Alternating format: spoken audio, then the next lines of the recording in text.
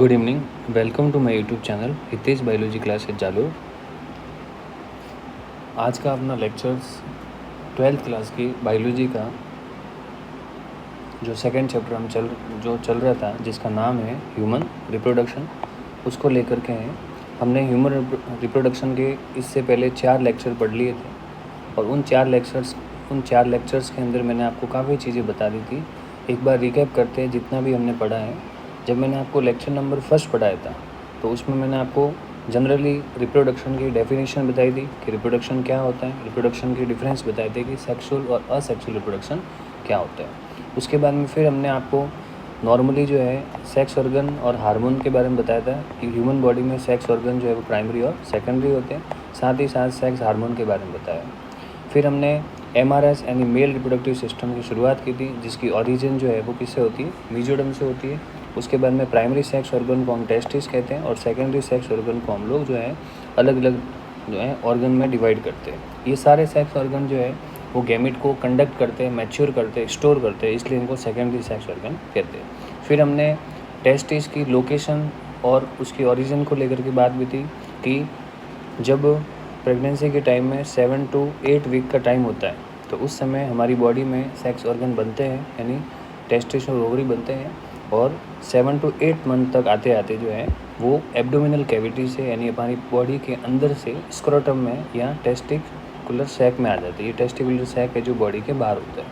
उसके बाद में इनके बीच में एक बड़ी सी कैनाल होती है जिसको हम इंग्विनल कैनाल कहते हैं। इसी के थ्रू जो है ये पूरी तरह से स्क्रोटम बॉडी में जुड़े रहते हैं और हमारी बॉडी में टेस्टिस के जितने भी सेकेंडरी सेक्स ऑर्गन है, मोस्टली जो वास्ट डिफरेंस है वो एक स्पर्मेटिक कॉर्ड के थ्रू जुड़ी रहती है। स्पर्मेटिक कॉर्ड जो है वो टेस्टिस के अंदर ब्लड वेजल्स वगैरह सप्लाई करती है, जो कि वास्ट डिफरेंस के चारों ओर होती है। इन सब चीज़ों के बाद में फिर हमने लेक्चर 2 शुरू किया था, जिसके अंदर मैंने आपको टेस्टिस को प्राइमरी सेक्स ऑर्गन क्यों कहते हैं उसका कारण बताया था, because it is responsible for formation of gamete.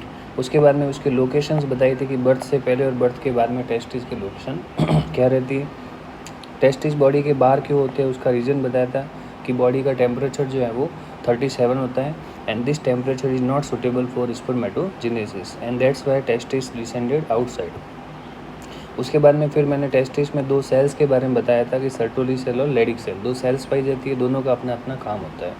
कुछ टर्मिनोलॉजी को लेकर के बात बताई थी कि अगर टेस्टिस सर्जिकली जो है अगर टेस्टिस जो है वो किसी प्रॉब्लम की वजह से बॉडी के अंदर ही रह जाए and even after birth they do not descend inside the scrotum, तो इसको हम क्रिप्टोर्किडिज्म कहते हैं। उसके बाद में डॉक्टर एक सर्जरी करता है जिसके द्वारा टेस्टिस को हम स्क्रोटम में लेके आते वो, उसको हम ऑर्किडोपेक्सी कहते हैं। और टेस्टिस में किसी प्रॉब्लम की वजह से उसको अगर बॉडी से हटा दिया जाता है सर्जिकली, तो उसको हम किस नाम से जानते हैं, उसको हम कहते हैं ऑर्किडेक्टोमी। उसके बाद में फिर हमने टेस्टिस का एक आउटलाइन डायग्राम बताया था, जिसमें मैंने आपको बताया था कि कौन कौन सी ट्यूब्यूल्स होती है। जैसे सबसे पहले टेस्टिस में होती है सेमिनिफेस ट्यूब्यूल्स, इसी में सर्टोली सेल्स होती है जिसमें स्पर्म बनते हैं। सेकेंड नंबर से में यहाँ पर आता है रेटे टेस्टिस, ठीक है। रेटे टेस्टिस के बाद में फिर वासा एफेरेंसिया, फिर एपिडिडाइमिस और उसके बाद में फिर वास्ट डिफरेंस, ठीक है। स्पर्म यहाँ तक आते हैं और उसके बाद में फिर वो जाते हैं इजैकुलेटरी डक्ट के पास। लेक्चर नंबर 3 में हमने आपको बताया था कि सर्टोली सेल किस तरह से स्पर्म को बनाती है। यहाँ पर 1 by 1 सेल बनती रहती है और स्पर्म को बनाने का काम शुरू हो जाता है, ठीक है। तो सर्टोली सेल का ये स्पर्म बनाने का काम जो है वो थोड़ा टिपिकल टाइप का है। उसके बाद में फिर हमने बताया कि टेस्टिस के अंदर जो सर्टोली सेल है वो किस तरह से सेमिनिफेस ट्यूबल्स के अंदर अरेंज होती है और ये सर्टोली सेल जो है वो किस तरह से अलग अलग तरह के फंक्शंस कैरी करते हैं। मैंने आपको सर्टोली सेल के टोटल 6 फंक्शंस बताए थे। ये स्पर्म को बनाने के साथ साथ इसको न्यूट्रिट भी करती है, बनने वाले स्पर्म को जो है ये कंट्रोल भी करती है बाय इनिबिन हार्मोन। ये ब्लड टेस्टिस बैरियर भी बनाती है, स्पर्म को टेम्परेचर से बचाती है। ये जो है टेस्टोस्टेरोन को कॉन्सेंट्रेट करने के लिए एंड्रोजन बाइंडिंग प्रोटीन जो है वो भी सीक्रेट करती है और न्यूट्रिशन तो दे ही रही। इसके अलावा जो है फीडबैक इनिबिशन बताया था कि इनिबिन हार्मोन कैसे जो है काम करते हैं। लेक्चर 4 में हमने सर्टोली सेल्स को सेमिनिफेस ट्यूबल्स के अंदर बताया था। ये सेमिनिफेस ट्यूबल्स है और इस ट्यूबल्स के अंदर बीच में जो है वो सर्टोली सेल दी हुई है, ठीक है।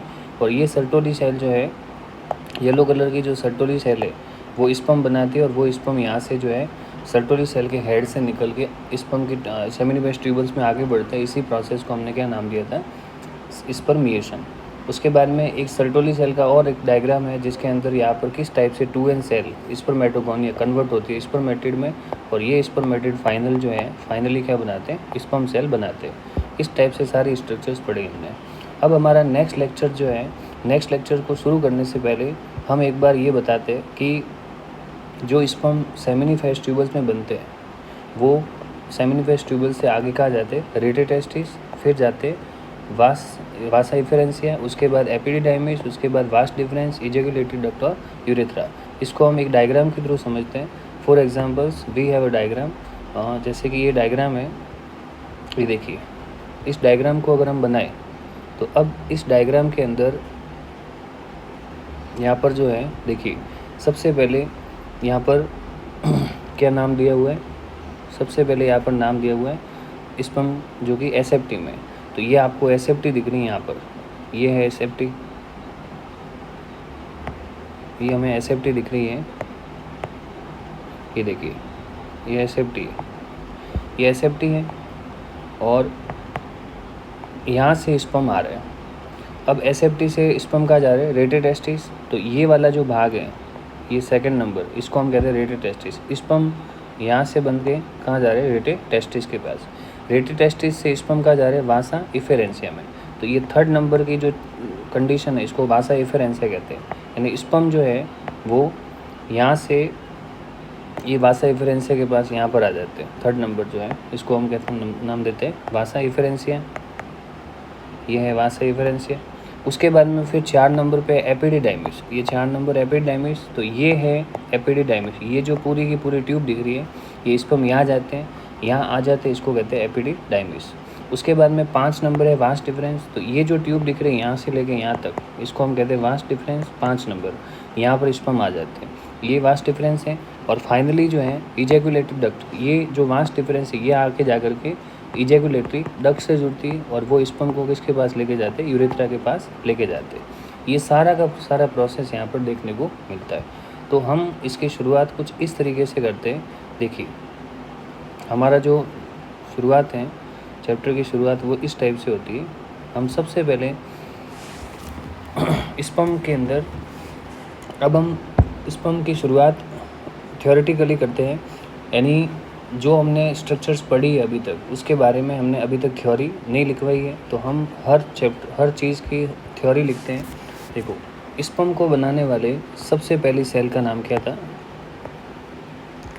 ठीक है। देखिए स्पर्म को बनाने वाली सबसे पहली जो सेल का नाम था वो था सर्टोली सेल।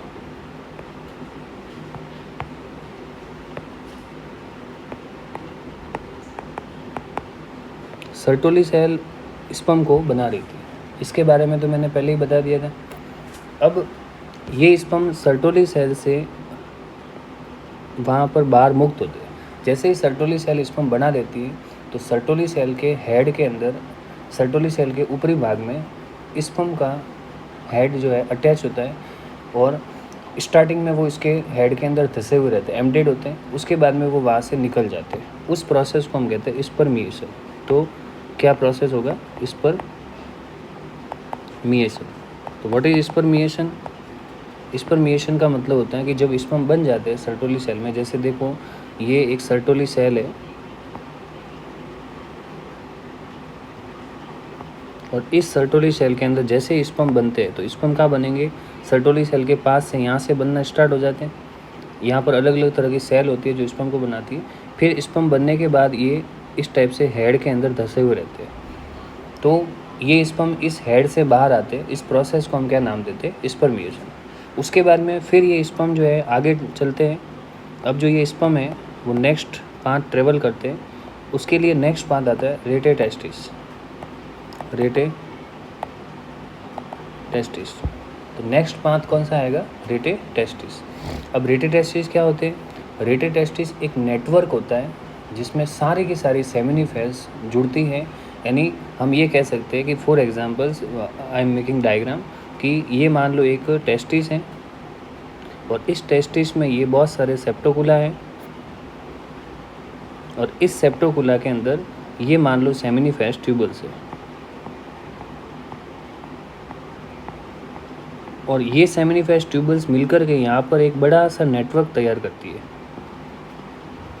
एक बड़ा सा नेटवर्क यहाँ पर तैयार करती है इस टाइप से। और इसी नेटवर्क को, जो बिल्कुल कैपिलरी की तरह दिखता है, इसी नेटवर्क को हम किस नाम से जानते हैं? रेटे टेस्टिस के नाम से जानते हैं। तो रेटे टेस्टिस जो है वो सर्टोली सेल के मिलने से बनने वाला एक नेटवर्क होता है। ये रेटे टेस्टिस स्पर्म को आगे छोटी छोटी ट्यूब्यूल्स में लेके जाते हैं। ये छोटे छोटे ट्यूब्यूल्स होते हैं, इनको हम कहते हैं वासा इफेरेंसिया।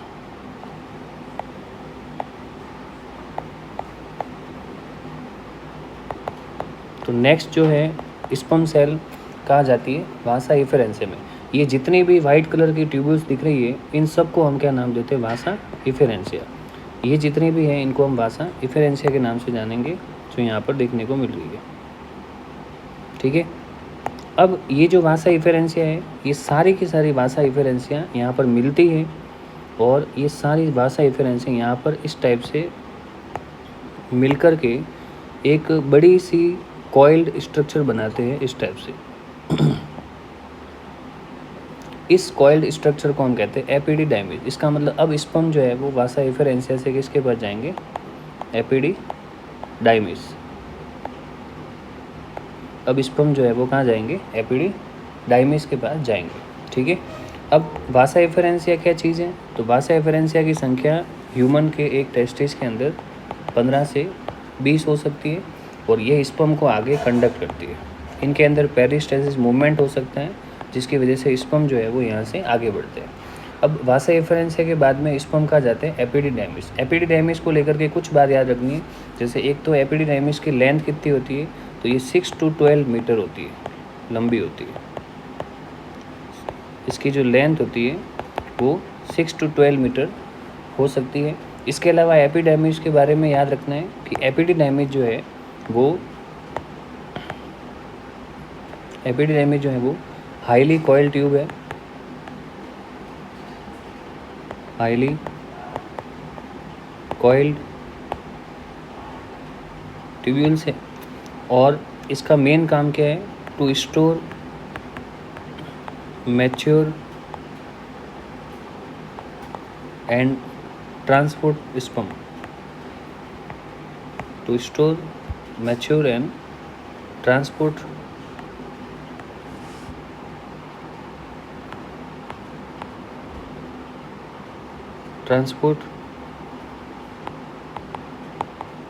To sperm.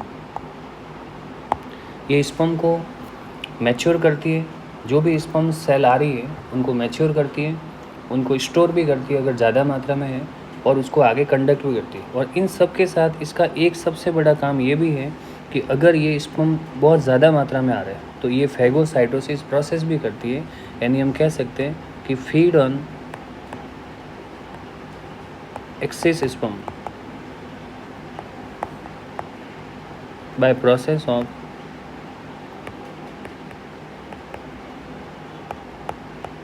फैगोसाइटोसिस।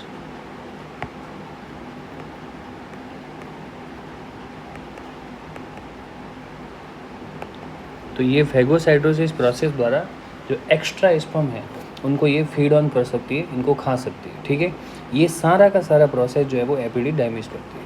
अब एपिडिडाइमिस के बाद स्पर्म जो है वो कहाँ जाएंगे? तो देखिए नेक्स्ट जो है प्रोसेस है कि एपिडिडाइमिस के बाद स्पर्म जो है वो कहाँ जाएंगे? तो देखिए नेक्स्ट है अपने पास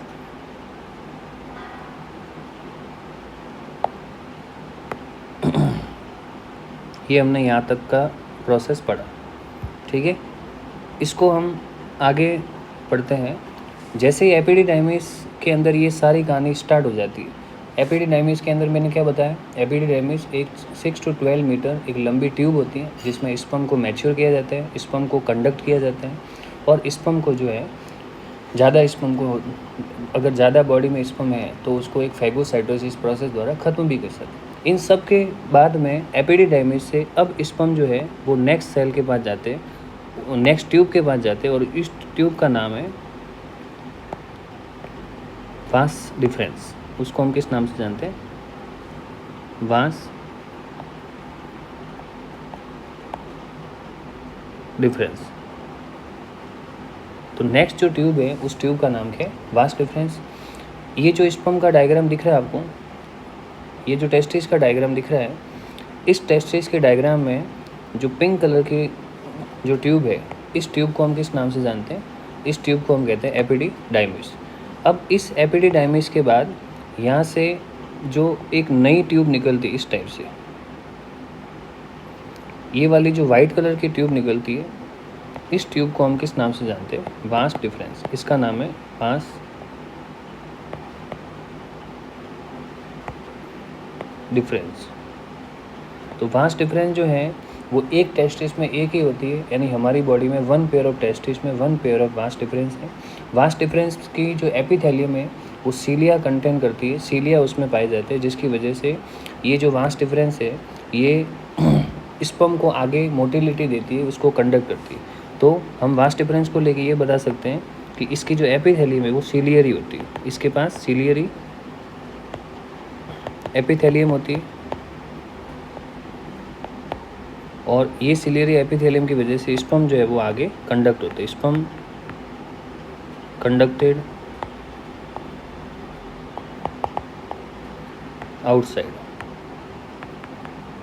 और अहेड। अब इसमें स्पर्म जो है वो आगे की ओर जाते हैं, स्पर्म आगे की ओर कंडक्ट होते हैं।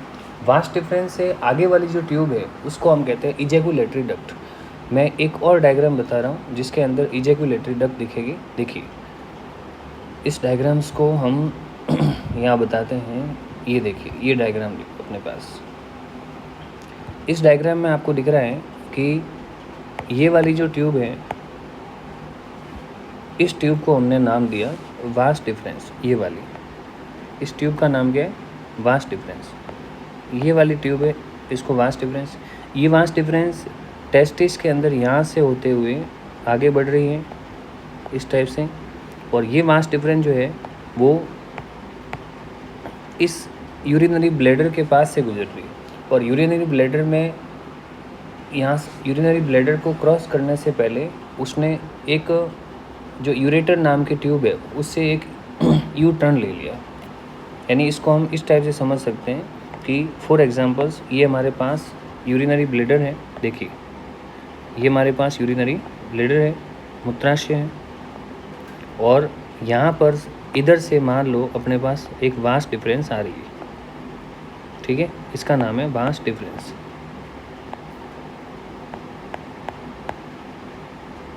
वास्ट डिफरेंस, ये वास्ट डिफरेंस जैसे यूरिनरी ब्लैडर में आती तो यूरिनरी ब्लैडर में आने से पहले ये यू टर्न ले रही है। किसके चारों ओर से यू टर्न लेगी? ये रेड कलर की जो ट्यूब दिख रही है इनको हम कहते हैं यूरेटर। इनका नाम है मूत्रनलिका, इसको हम यूरेटर कहते हैं, ठीक है। तो इस यूरेटर से ये यू शेप का टर्न ले लेती है, यहाँ से इस टाइप से ये यू शेप का टर्न ले लिया, और यू शेप का टर्न लेने के बाद ये आगे एक डक्ट से मिलती है, एक वेसाइकल से मिलती है, जिसको हम कहते हैं सेमिनल वेसाइकल। यहाँ पर एक वेसाइकल होती है इस टाइप से, ये वेसाइकल है, और इस वेसाइकल का ये वेसाइकल है, और इस वेसाइकल का ये आगे वाला भाग जो थोड़ा फूला हुआ रहता है जिसको एम्पुला कहते हैं, ठीक है। तो ये जो आपको पिंक कलर की ट्यूब दिख रही है इसका वेसाइकल है, इसको कहते हैं सेमिनल वेसाइकल।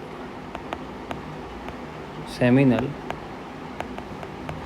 वेसाइकल, और सेमिनल वेसाइकल का जो आगे वाला भाग है फूला हुआ, इस फूले हुए भाग के अंदर ये वास्ट डिफरेंस यहाँ पर आकर के जुड़ रही है, इस टाइप से जुड़ रही है। तो हम कह सकते हैं कि बिफोर ओपनिंग इनटू यूरेथ्रा और urinary bladder, before opening into urethra it make U turn around the ureter and thereafter it attach to ampulla of seminal vesicle.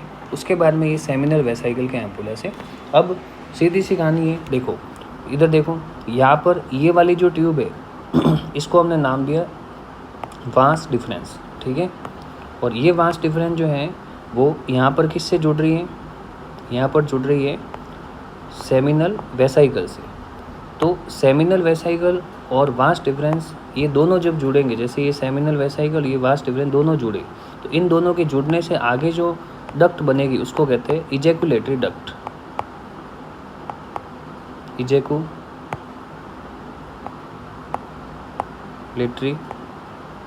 Duct. तो इस डक्ट को हम किस नाम से जानते हैं? Ejaculatory duct. तो ये इजैकुलेटरी डक्ट है। यहाँ पर देखिए, यहाँ पर ये वाली जो ट्यूब दिख रही है, इस ट्यूब को हमने क्या नाम दिया? Vast difference. और ये वास्ट डिफरेंस जैसे ही यहाँ आई तो ये सेमिनल वेसाइकल और वास्ट ये दोनों ही मिली, और इसके मिलने से अब यहाँ पर एक डक्ट बनती है। इस डक्ट को हम किस नाम से जानते हैं? Ejaculatory duct. और ये इजैकुलेटरी डक्ट आगे जा कर के फिर क्या बनाती है? ये आगे जाके बनाती है यूरेथ्रा। तो इजैकुलेटरी डक्ट जैसे ही आगे कंडक्ट होती है तो अब इसने क्या बनाया? यूरेथ्रा बना दिया। तो ये बनाते हैं यहाँ पर यूरेथ्रा।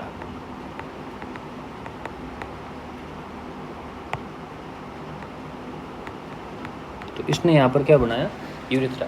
तो ये सारी कहानी यहाँ पर होती है और फिर ये यूरेथ्रा आगे से आगे बढ़ता है। तो हम इसको वापस यहाँ से पढ़ते हैं कि देखो वास्ट डिफरेंस है, और वास्ट डिफरेंस के बाद में फिर जो है स्पर्म, वास्ट डिफरेंस के बाद में स्पर्म जो है वो नेक्स्ट कौन सी ट्यूब में आते हैं? Ejaculatory duct. इजैकुलेटरी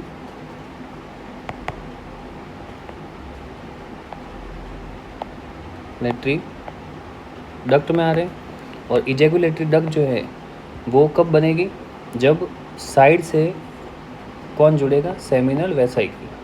साइड से जुड़ेगी सेमिनल वेसाइकल। सेमिनल वेसाइकल क्या चीज़ लेके आ रही है? सेमिनल वेसाइकल देखो वास्ट डिफरेंस तो लेके आ रही है स्पर्म सेल, क्योंकि हम ऊपर से पढ़ रहे हैं कि स्पर्म आ रहे हैं। तो इजैकुलेटरी डक्ट में वास्ट डिफरेंस के थ्रू क्या है? स्पर्म।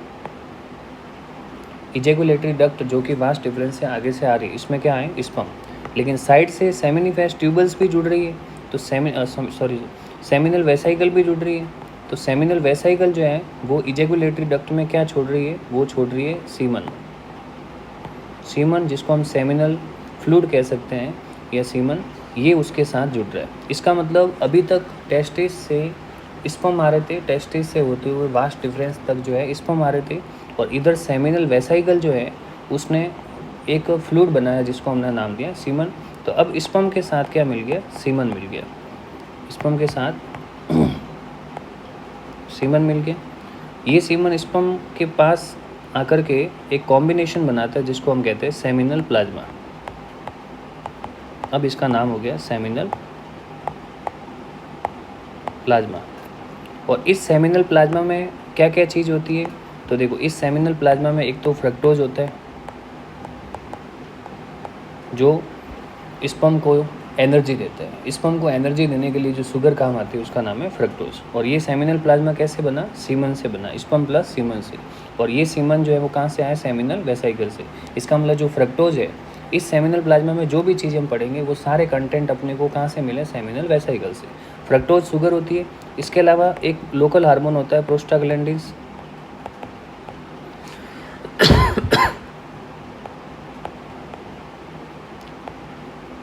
प्रोस्टाग्लैंडिन्स। इसके अलावा इसमें सिट्रिक एसिड होगा, एस्कॉर्बिक एसिड होगा, एस्कॉर्बिक एसिड होगा। ये सारे एसिड भी इसके अंदर पाए जाते हैं। और इसके अलावा जो है ये सेमिनल प्लाज्मा जो है वो कई दूसरे अलग अलग तरह के हार्मोन जो है वो इसके अंदर कंडक्ट करते हैं। कुछ जिंक वगैरह जो आयन होते हैं, जिंक है, कैल्शियम है, ये भी सारे के सारे सप्लीमेंट यहाँ पर दिए जाते हैं। तो सेमिनल प्लाज्मा जो यहाँ बना है, जो कि सेमिनल वेसाइकल से बना है, उसमें सारे कंटेंट जो है जैसे fructose, prostaglandin, citric acid, ascorbic acid, zinc वगैरह वो स्पर्म को मिलते हैं। अब सेमिनल प्लाज्मा का एक काम एनर्जी देना या ये दूसरे जो है ये सिर्फ न्यूट्रिशन देना ही नहीं है। सेमिनल प्लाज्मा का मेन काम ये भी है कि स्पर्म आगे फीमेल की वेजाइना में जाएंगे जहाँ उसको लैक्टिक एसिड से सामना करना पड़ेगा। उस लैक्टिक एसिड की एसिडिटी की वजह से भी स्पर्म खराब हो जाते हैं और उसकी वजह से सेमिनल प्लाज्मा जो है वो मदद करता है उसकी एसिडिटी की वजह से स्पर्म जो है डैमेज नहीं हो, उसको न्यूट्रल करते हैं। अब फीमेल वेजाइना की बात तो दूर, ह्यूमन बॉडी में जो यूरेथ्रा है उसमें भी यूरिन जो है वो थोड़ा सा एसिडिक होता है, स्लाइटली एसिडिक होता है। उस एसिड से भी स्पर्म खराब नहीं हो, उसको न्यूट्रलाइज करने के लिए सेमिनल प्लाज्मा यहाँ पर क्या करता है? मदद करता है। अब इजैकुलेटरी डक्ट जो है स्पर्म को कहाँ लेके आती है? ये इजैकुलेटरी डक्ट स्पर्म को जो है ये लेके आती है लास्ट यूरेथ्रा में। तो अब हम लोग पढ़ते हैं यूरेथ्रा। नेक्स्ट है यूरेथ्रा। यूरेथ्रा क्या चीज़ है? तो यूरेथ्रा एक लंबी सी ट्यूब होती है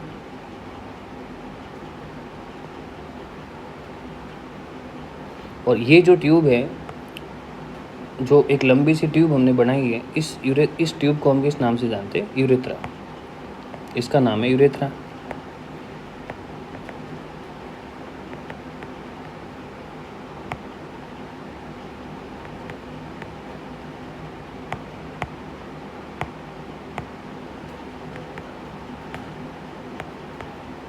अब ये यूरेथ्रा जो है, इसकी ओपनिंग होती कहाँ से है? तो यूरेथ्रा की ओपनिंग जो है वो ऊपर से यूरिनरी ब्लैडर से होती है। तो ये है यूरिनरी ब्लैडर, ठीक है। यूरेथ्रा की ओपनिंग कहाँ से होती है? यूरिनरी ब्लैडर से होती है। जैसे यूरिनरी ब्लैडर से यूरेथ्रा आते हैं, अभी थोड़ी देर पहले ही बताया था कि इस यूरिनरी ब्लैडर के यहाँ से साइड से जो एक ट्यूब आ रही है, जो डक्ट आ रही है, उसको हमने क्या नाम दिया था? उसका नाम दिया था हमने वास डिफरेंस। ये वास डिफरेंस जो है वो साइड से, इधर से भी और इधर से भी, दोनों साइड से निकल रही है, और ये एक सेमिनल वेसाइकल से जुड़ के फिर एक डक्ट बनाती है। इस डक्ट को हमने नाम दिया इजैकुलेटरी डक्ट।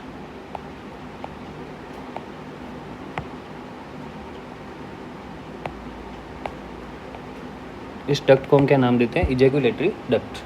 इजैकुलेटरी डक्ट के बाद में जो आगे एक लॉन्ग जो एक्सटेंडिंग ट्यूब दिखती है, उसी को हम यूरेथ्रा कहते हैं। अब यूरेथ्रा को 3 भागों में ह्यूमन में डिवाइड किया गया है। पहला भाग यहाँ वाला, जहाँ पर फर्स्ट भाग ये वाला, जहाँ पर एक ग्लैंड पाई जाती है पीनट शेप की, इस ग्लैंड को हम कहते हैं प्रोस्टेट ग्लैंड।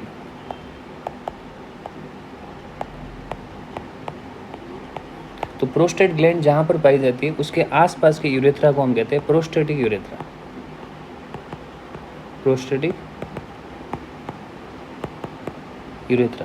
तो यूरेथ्रा का फर्स्ट पार्ट क्या कहलाता है? प्रोस्टेटिक यूरेथ्रा, यानी ये वो पार्ट है जहाँ पर प्रोस्टेट ग्लैंड पाई जाती है।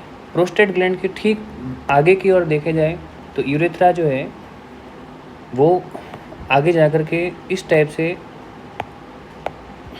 बल्ब शेप में स्ट्रक्चर बनाते हैं। यहाँ पर दोनों साइड ये वाली जो बल्ब शेप की स्ट्रक्चर, इनको कहते हैं bulbo urethral gland. Bulbo urethral gland. तो प्रोस्टेट ग्लैंड के जस्ट आगे की ओर जो ग्लैंड होती है, उसको कहते हैं बल्बो यूरेथ्रल ग्लैंड। यहाँ के आसपास का जो यूरेथ्रा है, उसको हम कहते हैं मेम्ब्रेनस यूरेथ्रा।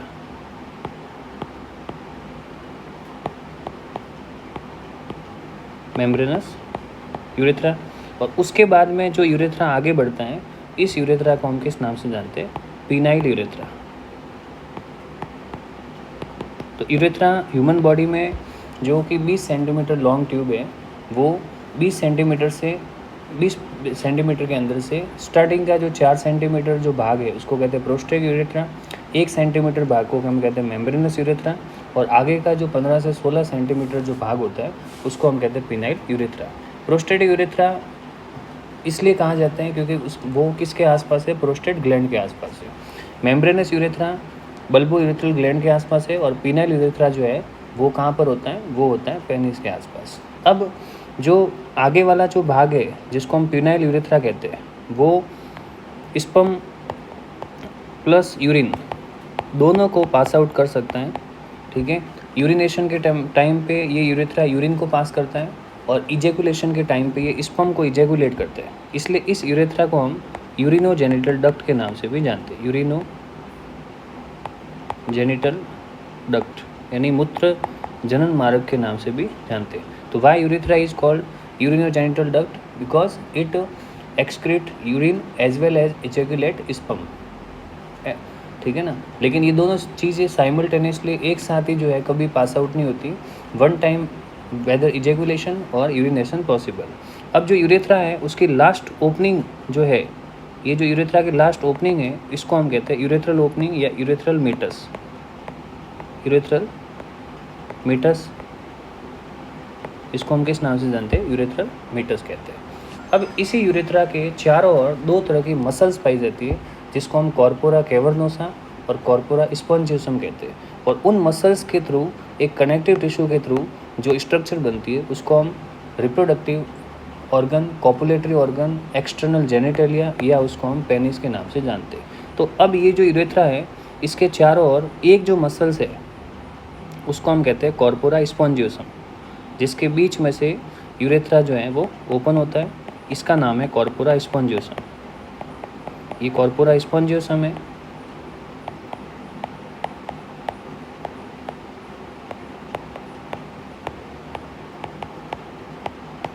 इसका नाम है कॉर्पोरा स्पॉन्जियोसम। ये एक ऐसा मस्कुलर या कनेक्टिव टिश्यू है या मस्कुलर टिश्यू है जो कि जिसके बीच में से जो है यूरेथ्रा ओपन होती है, यानी यूरेथ्रल ट्यूब ओपन होती है, और इसी ट्यूब के अंदर से जो है यूरिन प्लस स्पर्म जो है वो कंडक्टेड होता है आगे की ओर।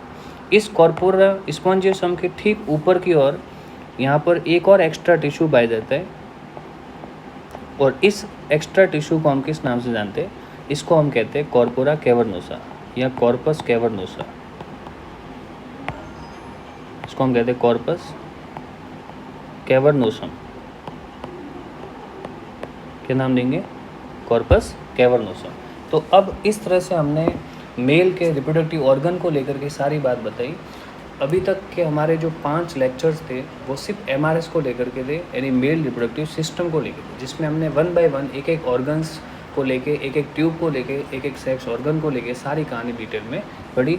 लास्ट हम लोग एक डायग्राम बताते हैं और उस डायग्राम में ये चीज़ एकदम क्लियर हो जाएगी। जैसे कि देखो ये डायग्राम है, इस डायग्राम में आपको जो है एक तो आपको ये वाली स्ट्रक्चर दिख रही है, देखो एक तो आपको ये वाली जो सैफरन कलर की स्ट्रक्चर दिख रही है, इसको हम कहते हैं कॉर्पोरा स्पॉन्जियोसम, और फिर आगे वाले जो स्ट्रक्चर दिख रही है इसको कहते हैं कॉर्पोरा कैवर्नोसा। ये देखो कॉर्पोरा कैवर्नोसा, कॉर्पस कैवर्नोसम और कॉर्पस स्पॉन्जियोसम, ये दोनों ही जो मसल्स हैं, ये मसल्स इस पेनिस को बनाने का काम करती है। तो मेरा MRS यानी मेल रिप्रोडक्टिव सिस्टम का जो लेक्चर्स है वो आज कंप्लीट हुआ। मेरे नेक्स्ट लेक्चर की शुरुआत होगी अगले शुक्रवार को। मैं हर सोमवार को 11th क्लास और हर शुक्रवार को 12th क्लास के लेक्चर पोस्ट करता हूँ। तो कभी कभार डिले हो जाता है तो शुक्र से शनि भी हो जाता है। तो अगला जो लेक्चर्स है वो मैं FRS यानी फीमेल रिप्रोडक्टिव सिस्टम को लेके आऊँगा। तब तक के लिए धन्यवाद।